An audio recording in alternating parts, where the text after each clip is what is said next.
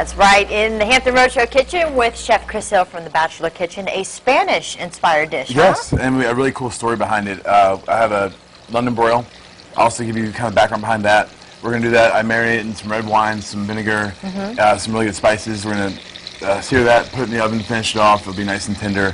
We'll have some potatoes and a really cool dressing we're going to make with these scallions. Sounds good. All right, we're going to get started on this when we come back. And this weekend, of course, it was Drury. Good time to cook. Stay Sure was, tomorrow, too. So always good comfort dishes. Thanks so much. Thank you. All right, some great tips there. Back in the Hampton Roadshow kitchen with Chef Chris Hill from the Bachelor Kitchen, making a Spanish-inspired feast today. We had some tax tips. Now we're going to give you some cooking tips. All good things, right? Tell us what. Let's do ingredients first. Sure. We have some chili powder, some paprika, garlic and onion powder, salt, pepper, some thyme, and a little bit of cumin. We're going to throw all these in this bowl, and this is going to be a rub for the steak. Okay. Which the main star is? London broil. The London broil. And a common misnomer is people think, well, what is London broil? It's not an actual cut. It's actually the top round. That it's from the back leg. So if you imagine a cow, it's the back leg. Okay. And it's really lean because it's one of those muscles that's really worked a lot. So you need to marinate it or do something like that to keep it really tender when you cook it. Okay. What did you marinate this is in? Some red wine, some sherry vinegar, some garlic, thyme, salt and pepper. Pretty basic. Overnight or up to like maybe 4 to 6 hours. Okay. Like and I see you got the garlic cloves here. They're just pretty whole, but you know, we're not going to even use those. Take a crunch and bite out of that one. We're not going to use those. Okay. So we're going to put this over here and then coat the steak pretty good. Okay, that's a good little coat. You imagine it's for 6 people or so. Okay, gotcha. So you do both sides. Unless you're really hungry. Yep, both sides. Okay.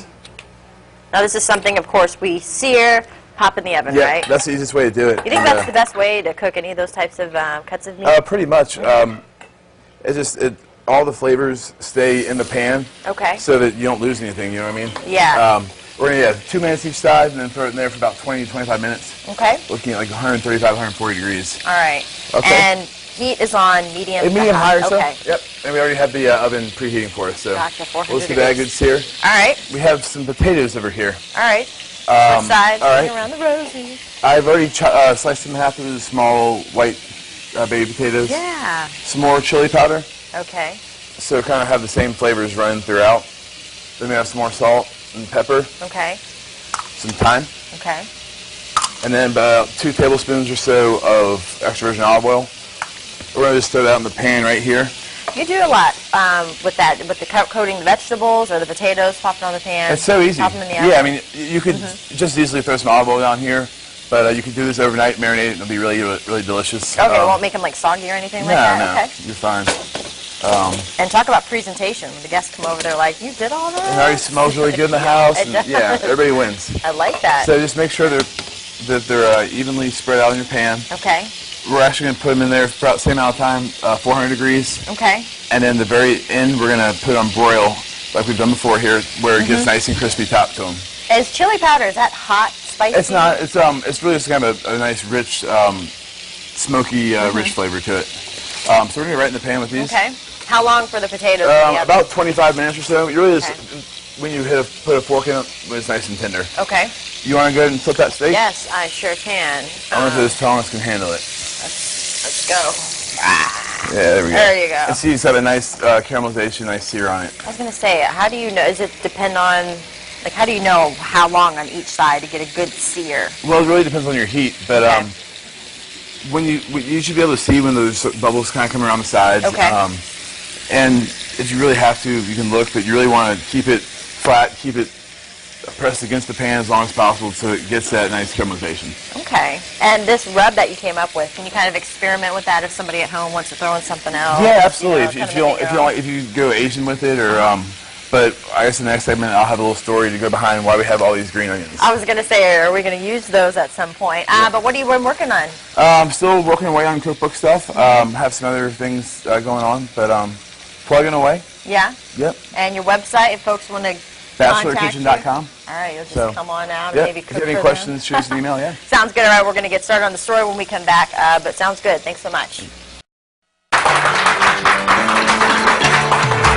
All right, back on the Hampton Road Show in the kitchen with Chef Chris Hill from the Bachelor Kitchen making a Spanish-inspired feast. We had the London broil in the oven along with our potatoes, and now you're going to give us some background story Yes, here we on are. these scallions. I was wondering what we're going to do with them, and go. And we have a bunch, right? A lot, yes. Again, it's Spanish-inspired. So this time of year over in Spain, as the winter leaves, spring comes, and they do a bunch of wine there. Okay. All the farms there, they get together, and it sounds weird, but it's almost like a green onion, but they call it a calçot.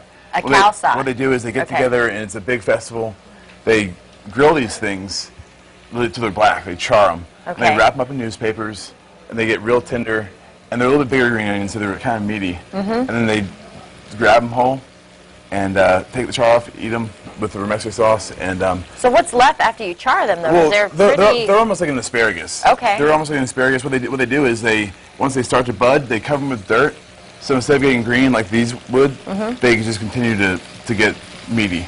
Really? And they do that after, you said, when the winter's over? Yep, they do that. Kind of like a spring tradition, maybe? Yeah, it's so instead of doing that, we're just gonna make a sauce out of it. Okay. We're gonna drizzle it over the meat. It's gonna be really good. It's got some really bright flavors with some garlic. Got a little bit of olive oil in there. Okay. And then we're gonna add a little bit of salt and pepper. Gotcha. How long does it take to char them? Like, well, if you can do it right, you can do it over the grill. Yeah. We're going to kind of cheat a little bit and just really cook them pretty good until they're almost charred. They're going to wilt down a little bit. Okay. And then it's going to make, we're just going to puree it up with some olive oil in here. Okay. With some... Well, you got some time, so we're good. Sherry And how long again on the London broil? Because we seared it on both sides. About 25 minutes or so. Okay. We have it at 400 degrees. So it's probably been there about 20 minutes now, so we're probably getting close. All right. Once you pull it out of the oven, let it sit for a couple minutes, let all the juices redistribute. Okay. Do you want to stir Yeah, that? do I just yeah, stir if this you around? want. You want to stir fry here, though. Yeah. Where's all the rice? I know. Oh, this smells delicious. Yum, yum, yum.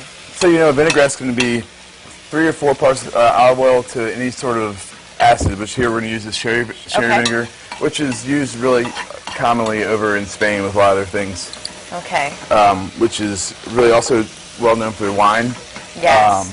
They actually have more acres of wine than any country in the world. Really? They only produce, I think, like number 3 or 4. Okay. Probably because they don't. It's a weird climate. Once you go there, you don't come back. That's right.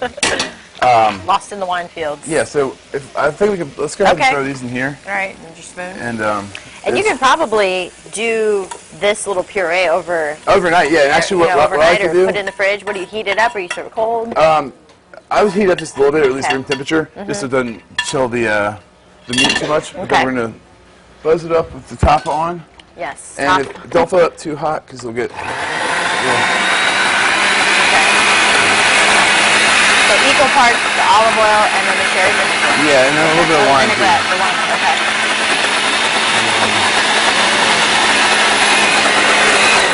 And then what we'll do is also baste the meat at the very end, and it'll get a nice little coating to it.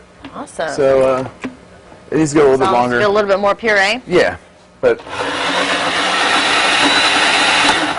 a lot of people don't think to puree a lot of their sauces and then put it on over. That one's already done. That looks really good. Hey. Okay, we need a. That won't work. The napkin. There you go. Here we go. And there it is. But nice you have to let it rest. Let it rest. And what we'll do is we'll pour some of this right over it right now. Okay. That looks delicious. And what kind of wine would go nice with this dish? A wine, I'd say good red, like if we're doing Spain, like a Tempranillo, Crianza, something really rich. It's going to have some really bold flavors, something that would complement it. Yeah. What is your favorite type? Like this is a Spanish-inspired dish. What do you like to cook a lot when it's just you? Just me? In the bachelor kitchen. I love seafood. My first restaurant I worked in is seafood. But I like to take ingredients that we're all familiar with, whether it's south of the border or Asian over in Europe, and finding ways to spruce it up and make it a little bit different. And you're online, you're also on Facebook. Well, how does this work? If somebody wants to contact you, maybe they've seen something here on the Hampton Road Show, they're interested in learning about it, but do you go and cook for people? Every now and then I do a lot of charity dinners. Okay. So if there's any charities out there, they're looking for ways to get a little bit of money, do a lot of silent auction type stuff. If you have any questions, shoot me an email as well. And all right. Yeah. Sounds good. All right, we're going to Out let there this for all you rest. guys. We're going to get the potatoes out of the oven. We don't have a wine to pair with it, but you said, oh, well, there you go. And we're going to set it up, and at the end of the show, we're going to taste it. Chef Chris O from The Bachelor Kitchen, thank you so much.